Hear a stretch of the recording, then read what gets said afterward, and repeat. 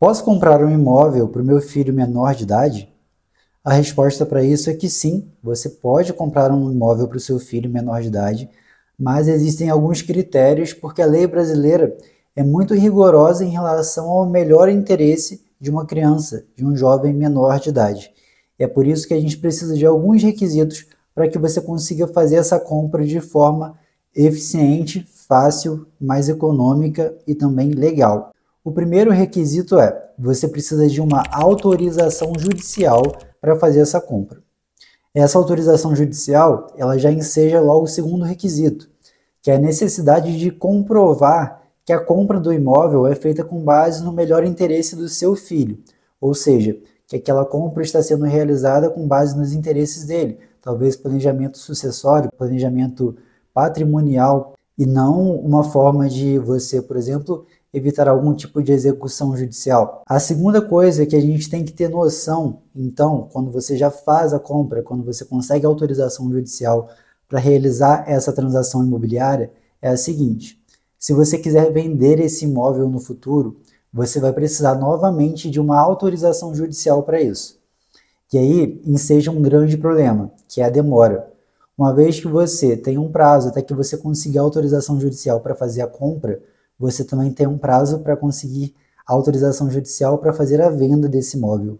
E se essa venda ela precisa de celeridade, ou seja, se ela precisa acontecer de forma rápida por conta da natureza da negociação, você não vai conseguir. Você vai precisar primeiro da autorização judicial. E a gente sabe que é uma demora, uma certa morosidade no nosso poder judiciário nos tempos atuais. Também nos tempos remotos. O segundo requisito para que você possa fazer a venda também é bem semelhante ao primeiro. Você tem que demonstrar que a venda é com base no melhor interesse do seu filho. O imóvel que você comprou, ele não te pertence. Ele pertence ao seu filho menor de idade. E agora, você vai precisar demonstrar novamente para o juiz que você está realizando a venda desse imóvel porque essa venda ela é necessária para a subsistência do seu filho ou porque há um interesse ainda maior em jogo, ou seja, há uma expectativa de que você faça um negócio ainda melhor para o seu filho realizando a venda desse imóvel.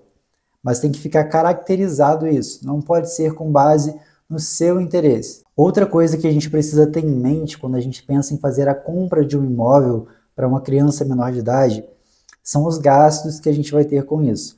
Além de contratar um advogado, obviamente, para fazer isso, você tem que considerar também que podem haver gastos excessivos em relação ao pagamento de impostos, tendo em vista que não é uma transação muito típica, ou seja, não é uma transação muito comum. Sendo assim, você já tem que preparar seu bolso, porque não vai sair tão barato quanto comprar um imóvel diretamente para você. Mas, Marcos, existe alguma alternativa para que eu não precise colocar o imóvel no nome do meu filho, mas ainda assim deixe ele resguardado no caso da minha falta, ou simplesmente para começar a montar um patrimônio para ele? Existe sim uma forma um pouco melhor de fazer isso. Na verdade, pode ser que não seja melhor, mas pode ser mais adequada para o seu caso, que é a criação de um fundo ou de uma trust administrada por um terceiro. E nesse caso, os imóveis que vão estar nesse fundo ou nessa trust, eles não vão estar completamente congelados e dependentes de uma autorização judicial para que sejam administrados com uma possível venda ou uma possível compra.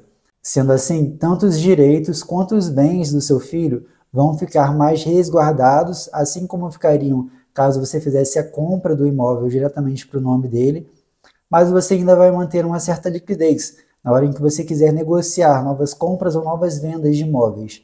É uma forma mais prática, é uma forma um pouco mais fácil de fazer essa administração, apesar do trabalho poder ser um pouco maior na criação de cada um desses institutos do que seria realizando simplesmente uma compra de um imóvel no nome dessa criança. Se você gostou desse conteúdo, não deixe de seguir esse canal. Toda semana tem um vídeo novo por aqui te ensinando um pouco mais sobre direito imobiliário, sobre como economizar com transações imobiliárias e como proteger o seu patrimônio da melhor forma.